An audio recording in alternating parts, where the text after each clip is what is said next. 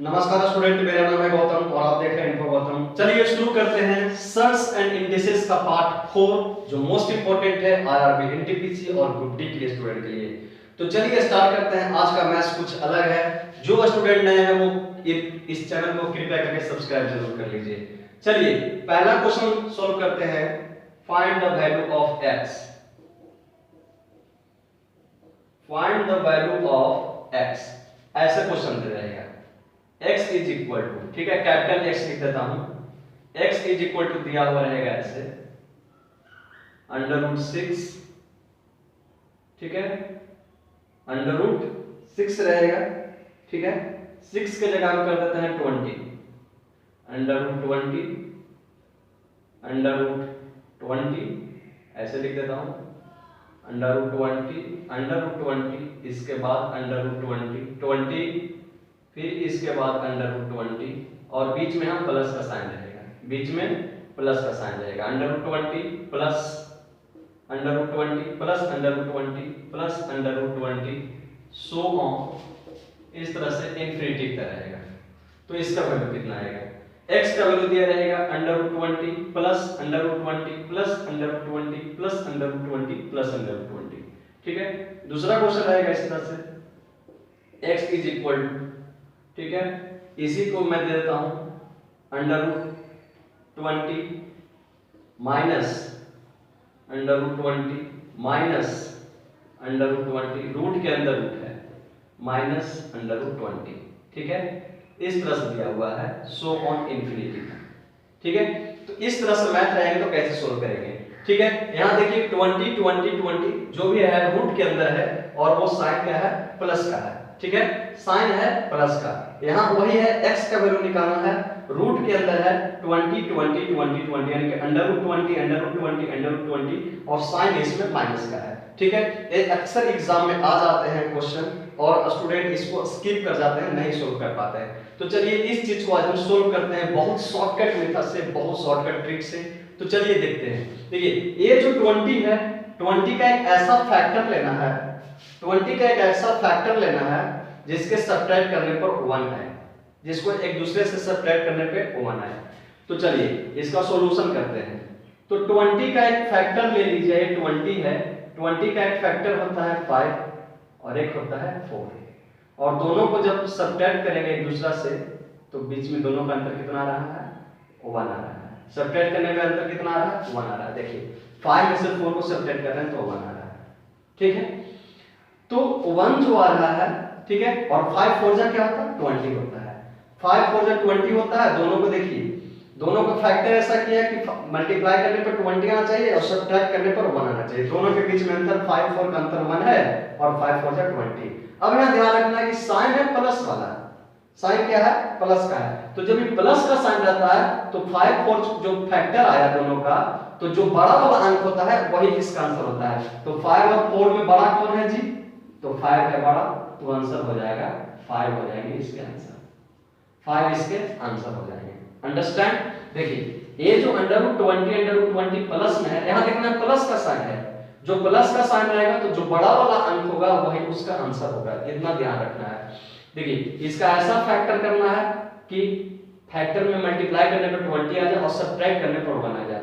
तो इसका फैक्टर 5 और 4 होता है। 5 4 जा 20 और 5 में से 4 घटाएंगे तो 1 आएगा, बीच में ये 1 लिखा हुआ है, ठीक है, 1, ठीक है।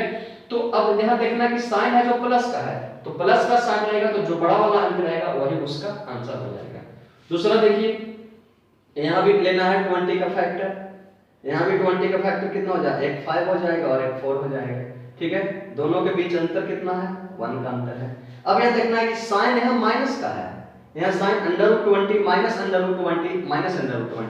जब अगर साइन माइनस का रहे, ठीक है, तो जो छोटा वाला होगा 4 और वही होगा क्या? उसका आंसर होगा, ठीक है। जो छोटा अंक होगा वही उसका आंसर हो जाएगा, ठीक है। इस तरह से और देखिए इसमें यही करना है कि √20 जो है, जो प्लस का अगर साइन देखना है, ठीक है, जो प्लस का साइन देखिए तो जो बड़ा वाला अंक रहेगा वही आंसर हो जाएगा। इसमें माइनस का साइन है, जो छोटा वाला अंक रहेगा वही इसका आंसर हो जाएगा। चलिए 2-4 क्वेश्चन और देखते हैं इसी से रिलेटेड।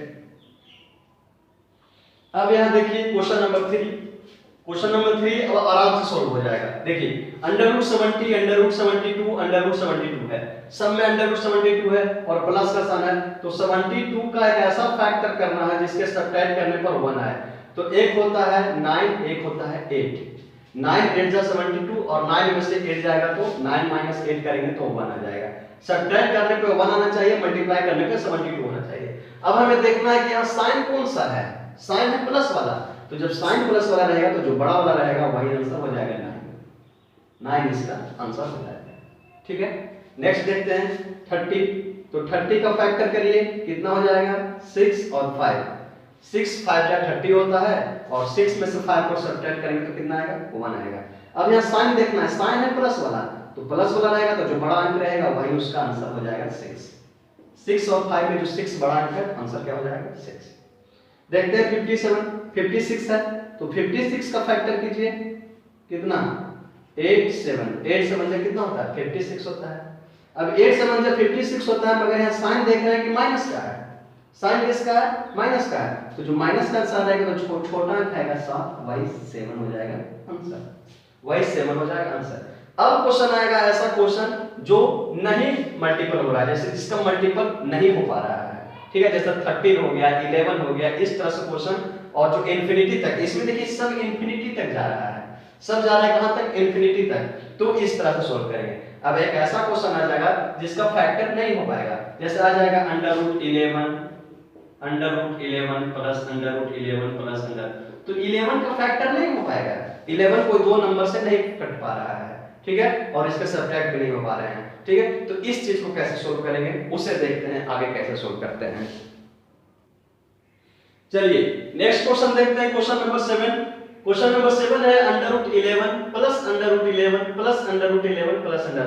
अब यहाँ देखिए ये जो 11 है इसके फैक्टर नहीं हो पा रहे हैं, जैसे यहाँ क्या था 12 था, तो 12 का फैक्टर हो रहा था 4 और 3 का, 4 3 12, 4 में से 3 जाएगा 1, मगर 11 का फैक्टर नहीं हो पा रहा है।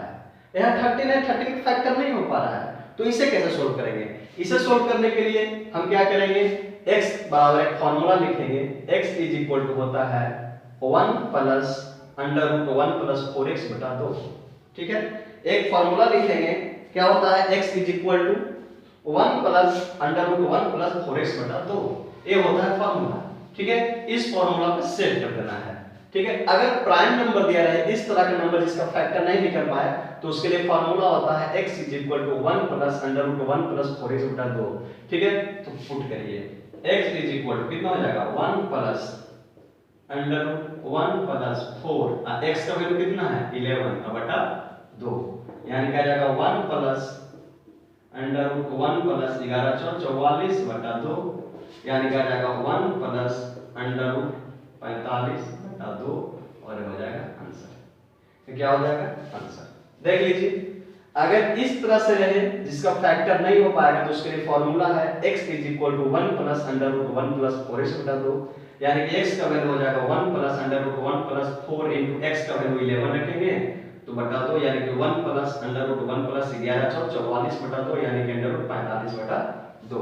उसी तरह से यहां पुट करेंगे, x इज इक्वल टू कितना होता है 1 प्लस √1 प्लस 4x बटा 2, पुट कर दीजिए 1 प्लस √1 प्लस 4 इनटू 13, x की जगह 13 बटा 2, यानी क्या रखेंगे 1 प्लस √13 × 52 और 1 53, √53 बटा 2, और क्या हो जाएगा आंसर, ठीक है। इस तरह से क्वेश्चन अगर आ जाए जिसका फैक्टर नहीं हो पाएगा उसके लिए फार्मूला है, और इस फार्मूला पर सेट करेंगे तो √1 प्लस √53/2 आ जाएगा। चलिए अब देखते हैं नेक्स्ट तरह के मेथड कि आगे क्या कैसे सोल्व करेंगे। नेक्स्ट क्वेश्चन देखते हैं। अब देखिए अगर क्वेश्चन इस तरह के आ जाए, क्वेश्चन नंबर 9 देखिए, √6 है, फिर उसके √6 है, फिर उसके √6 है, फिर उसके √6 है, और गया है इंफिनिटी तक, यानी कि ना यहाँ प्लस का साइन है ना यहाँ माइनस का। अगर पिछले वाला मैथ में मैं बताया था आपको क्या कि यहाँ प्लस रहता था या माइनस रहता था, तो हम इससे फैक्टर करते थे, और फैक्टर करने के बाद जो बड़ा वाला होता था प्लस का साइन आता था, तो जो बड़ा वाला होता था 1 सा रहता था, और जो माइनस का साइन में जो छोटा रहता था वही उसका आंसर हो जाता था। मगर यहाँ मल्टीप्लाई है, क्या है, √6 के बीच में कोई साइन नहीं है, इसका मतलब मल्टीप्लाई है। तो अगर इस तरह से क्वेश्चन रहे और इन्फिनिटी तक जाए, कहां तक जाए, इन्फिनिटी तक जाए, और बीच में कोई भी साइन नहीं रहे, यानी कि मल्टीप्लाई का साइन रहे, यानी कि कुछ भी साइन रहे, तो आंसर वही हो जाता है। यानी कि इसका आंसर कितना हो जाएगा, 6। इसका आंसर कितना हो जाएगा, 6। उसी तरह से सेम मैथ है, √10 और इन्फिनिटी तक जा रहा है, तो क्या हो जाएगा, इसका आंसर 10 हो जाएगा। इसका आंसर क्या हो जाएगा, 10 हो जाएगा। सेम आंसर हो जाता है। उसी तरह से यहाँ 7 √7 है, बीच में ना प्लस का साइन है ना माइनस का साइन है, इन्फिनिटी तक जा रहा है, तो इसका आंसर कितना हो जाएगा, 7 हो जाएगा। ठीक है, उसी तरह से इसका आंसर कितना हो जाएगा, 20 हो जाएगा। ठीक है, उसी तरह से इसका आंसर 20 हो जाएगा। अब अगर मैथ आ जाए इस तरह का, अब अगर मैथ आ जाए आपको इस तरह का कि अगर इस तरह का दिया हुआ है, ठीक है, और ये इन्फिनिटी तक नहीं, यहीं पे आके रुक गया है, यहीं पे आके रुक गया है, ठीक है, यहीं पे है, इन्फिनिटी तक नहीं है, ठीक है, यहां तक है, √6 यहीं तक है और इन्फिनिटी तक नहीं है, तो इसे कैसे सोल्व करेंगे, तो इसे कैसे सोल्व करेंगे। ठीक है, √6 है, यहाँ चलो एक 10 मिटा देता हूँ, यहाँ से 4 ही 10 रखता हूँ, ऐसे है, √10 है, √7 है, √20 इस तरह से। और पहले था जो सो ऑन इन्फिनिटी तक जाता था, अब इन्फिनिटी तक नहीं है, तो इसे कैसे सोल्व करेंगे, इसे कैसे सोल्व करेंगे। इसे सोल्व करने के लिए नया तरीका आपको मैं बता देता हूँ। पहले देखना है कि 6 कितने बार लिखे हुए हैं, 1 2 3 4 5 बार लिखे हुए हैं, तो यहाँ लिखेंगे 6 लिखेंगे 2⁵। 6 कितने बार लिखा हुआ है, तो 5 बार लिखा हुआ है, यानी कि 2⁵ लिख देंगे, 2⁵ लिख देंगे। 2⁵ का मतलब क्या होता है, 2 × 2 × 2 × 2 × 2, 5 बार तो मल्टीप्लाई करेंगे, 1 2 3 4 5, यानी क्या आ जाएगा, 2 2 जा 4 4 2 जा 8 8 2 जा 16 16 2 जा 32, कितना हो जाएगा, 32, कितना हो जाएगा, 32। यहाँ देखिए इन्फिनिटी तक नहीं गया हुआ है, इन्फिनिटी तक नहीं गया हुआ है, डायरेक्ट है, मल्टीप्लाई है और इन्फिनिटी तक नहीं गया है। तो उस स्थिति में हम लिखेंगे जितने बार 6 है उसको काउंट लेना है, 6 है 5 टाइम, तो 2⁵ लिखेंगे, यानी 32 आ जाएगा। अब क्या करना है, बेस लेना है आपको 6 पे पावर 32 लिखना है, 6 पे पावर, क्योंकि 2⁵ बराबर 32 आया और ये कितने हैं, 6 है, तो 6 पे पावर 32 और उसमें से एक घटा के लिख देंगे 31, यानी कि 6 पे पावर 31/32, यानी कि ठीक है, 6/31/32 ए हो जाएगा आंसर। ठीक है, दूसरा देखिए, यहां देखना है कि 10 कितने बार लिखे हुए हैं, 4 बार, तो लिखना है 2 पे पावर 4, 2 पे पावर 4 का मतलब 2 × 2 × 2 4 बार होता है, यानी कि 16, 2 पे पावर 4 का मतलब 16। अब 10 है ना, तो बेस लेना है 10 पे पावर 16 लिखना है, 10 पे पावर क्या लिखना है, 16 लिखना है, नीचे बना देता हूं, 10 पे पावर 16 लिखना है और उसमें से एक घटा के लिख देना है 15, 10 पे पावर 15/16 ये हो जाएगा आंसर, 10 पे पावर 15/16 हो जाएगा आंसर। कैसे किया, 10 पे देखिए कितने बार लिखा है, 4 बार लिखा हुआ है, तो 2 पे पावर 4, यानी 2 पे पावर 4 का मतलब कितना हो जाता है, 16, तो ये कितना है, अंडर रूट में कितना है, 10 है, तो 10 यहाँ लिखेंगे, 10 पे पावर 16, क्योंकि 2 पे पावर 4 16 होता है, और 16 में से घटा के लिख दिया 15, यानी कि 10 पे पावर 15/16। यहाँ देख लीजिए 7 कितने बार है, 1 2 3 4 है, तो 2 पे पावर 4 हो जाएगा, 2 पे पावर 4 का मतलब कितना हो जाता है, 16, ठीक है, तो कितना हो जाएगा, 7 पे पावर 16 और एक घटा के लिख देंगे 15, यानी कि 7 पे पावर 15/16 ये हो जाएगा आंसर। अब देखिए यहाँ 20 20 20 1 2 3 4 5 बार 20 है, तो 2 पे पावर 5 लिखेंगे, 2 पे पावर 5 का मतलब कितना होता है, 32, अभी बताया 2 पे पावर 5 का मतलब 32, तो 20 है ना, तो 20 है तो कितना करेंगे, 20 पे पावर 32 और उस पे घटा देंगे 1, 20 पे पावर 31/32 ये हो जाएगा आंसर।